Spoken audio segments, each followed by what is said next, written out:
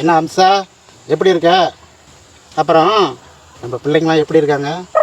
அதெல்லாம் எல்லாரும் நல்லா இருக்கிறாங்க துரைசாமி. என்னது நம்ம பிள்ளையா? ஓ அதான் எங்க பிள்ளையா? அட நீங்க வேற, அவர் என்ன தப்பா சொல்லிவிட்டாரு? உண்மையதானே சொல்றாரு. என்னது? உண்மையா? அட ஆமாங்க, நம்ம முத குழந்தை நம்ம துரைசாமிக்கு பிறந்தது, நம்ம ரெண்டாவது குழந்தை மளிகை கடை மாரியப்பனுக்கு பிறந்தது. ஐயோ, அப்ப எனக்கு எதுவும் பிறக்கலையா? அட ஏங்க ஷாக் ஆகுறீங்க? மூணாவது பிள்ளை உங்களுக்கு தான் பிறந்தது. உங்களுக்கு வாரிசு வேணும் இல்லையா?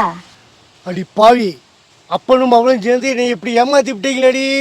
உங்களை யாருங்க ஏமாற சொன்னது? நான் மாரியப்பனையோ துரைசாமியோ கரெக்ட் பண்ணி கல்யாணம் பண்ணிக்கலான் இருந்தேன். நீங்கள் தான் என்னை பார்த்துட்டு என் அழகுல மயங்கி கட்டினா உன் பொண்ணைத்தான் கட்டுவேல்னா கைத்தில் தொங்குறேன்னு எங்கள் அப்பங்கிட்ட அழுதிங்க. அவர் என்ன உங்களுக்கு கட்டி வச்சிட்டாரு. உங்களால் என் ட்ரீமே போச்சு. இதுக்கு நான் பேசாம கைத்திலே தொங்கிருக்கலாம் அம்சா. அப்படி மட்டும் ஒரு சம்பவம் நடந்திருந்தா என் ட்ரீமை நான் அப்படியே கண்டினியூ பண்ணியிருப்பேன்.